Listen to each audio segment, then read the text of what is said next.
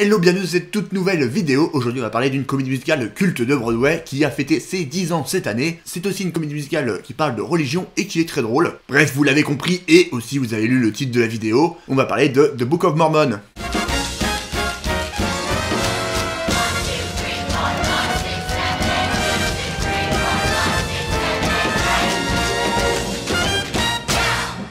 L'histoire de The Book of Mormon commence en 2003 lorsque Trey Parker et Matt Stone, les créateurs de la série animée South Park, que vous connaissez peut-être, cherchent l'inspiration pour leur prochain film Team America, Police du Monde. Vous connaissez sans doute ce film d'ailleurs grâce à la chanson qui était dedans et qui est devenue très connue grâce en partie à internet. Bref, pour faire ce film, ils décident d'aller s'inspirer du côté de Broadway, et ils vont voir une comédie musicale qui vient d'arriver à New York et qui s'appelle Avenue Q. La comédie musicale elle est assez originale, elle commence vraiment à faire parler d'elle, et d'ailleurs elle va même remporter cette année-là le prix de la meilleure comédie musicale au Tony Award. C'est une comédie musicale très barrée avec beaucoup d'humour et avec des marionnettes, comme le film Team America justement. Du coup c'est pour ça qu'ils vont voir cette comédie musicale, et c'est comme ça qu'ils vont rencontrer Robert Lopez, le compositeur de Avenue Q. Souvenez-vous, j'en avais déjà parlé dans ma vidéo sur La Reine des Neiges.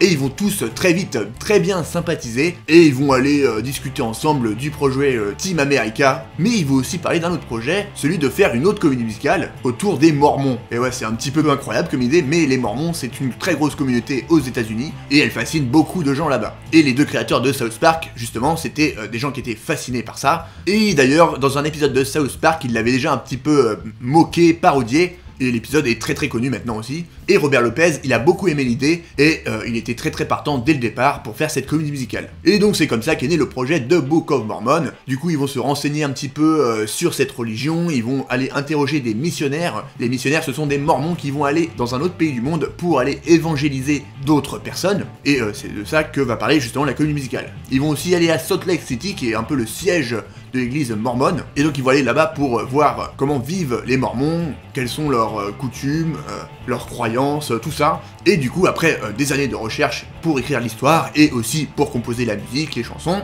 c'est en mars 2011 qu'arrive à Broadway The Book of Mormon. You'll be a Mormon, and by gosh, a Mormon doesn't just believe. A Mormon just oh, I believe.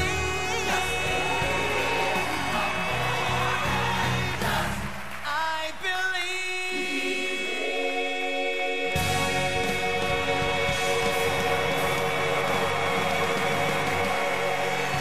Et c'est un très gros succès dès le début, le public et les critiques adorent, ça fait vraiment l'unanimité. Il remportera d'ailleurs plein de prix au Tony Award, dont la meilleure comédie musicale de l'année, et ça se joue encore aujourd'hui à New York, et aussi à Londres depuis 2013. Alors comme son nom l'indique, et comme vous l'aurez compris, The Book of Mormon, ça parle de Mormons, voilà, merci Jamy, allez c'est tout pour cette vidéo, salut.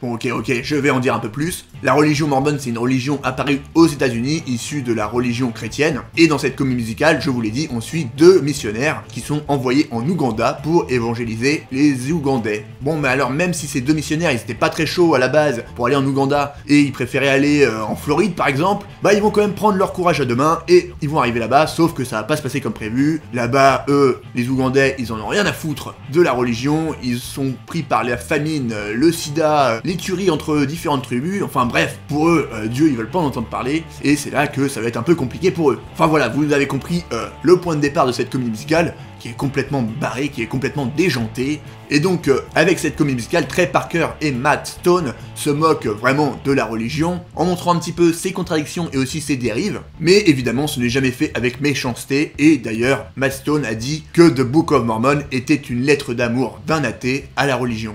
Et étonnamment, l'église mormone n'a pas trop mal pris cette comédie musicale, et s'est même dit que c'était plutôt un bon divertissement, et s'est même servi du spectacle pour faire un petit peu sa pub, en disant vous avez vu la comédie musicale, maintenant lisez le livre The Book of Mormon, qui est le nom d'ailleurs du livre sacré des Mormons, le livre de Mormon, et en disant aussi que souvent le livre était meilleur que la comédie musicale. Ce qui est pas forcément vrai, mais bon, on va pas rentrer dans ce débat. Mais étonnamment, le show sera plus critiqué pour sa représentation de l'Afrique et des Noirs en général. Bah oui, parce que les Ougandais dans le spectacle, ils sont un peu présentés avec pas mal de clichés. Voilà, la famine, le sida, c'est facile, Ce qui est assez dommage parce qu'on sait que Matt Stone et Trey Parker, ils sont quand même allés faire des recherches sur les Mormons et ils auraient pu en faire un petit peu sur l'Afrique et sur l'Ouganda. Bon, Après on peut aussi se dire que c'est pour faire un spectacle aussi divertissant avec de l'humour et qu'il faut pas prendre tout au premier degré, surtout avec The Book of Mormon qui est vraiment à prendre au 3e voire 4e degré par moment. We've had no rain in several days. Hasadiga Igbo-wai.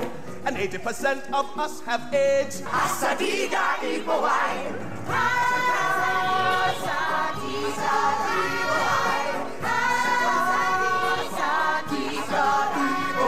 Enfin bref, sinon au niveau musical, c'est plutôt réussi, avec pas mal de références, plein de styles de chansons. Par exemple, on parodie pas mal de classiques comme Le Magicien d'Oz ou La Mélodie du Bonheur. Il y a des numéros de claquettes, il y a des chansons assez épiques et très techniques à chanter. Bref, c'est divers, c'est varié, et il y en a vraiment pour tous les goûts. Et il y a beaucoup d'humour, évidemment, dans toutes les chansons quasiment. Donc oui, il faut parler un petit peu anglais pour comprendre les petites blagues et tout ça, et pour vraiment apprécier le spectacle, même si on peut apprécier aussi juste pour la beauté des chansons.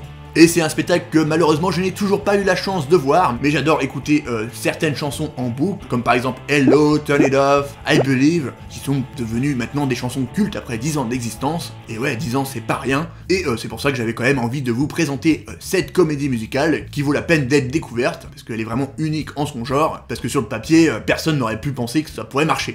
Mais bon, ça marche. Voilà, c'est tout pour cette vidéo, j'espère que ça vous a plu. N'hésitez pas à vous abonner, ça fait toujours plaisir et ça aide à faire grandir la chaîne. Aussi à partager cette vidéo, c'est très important.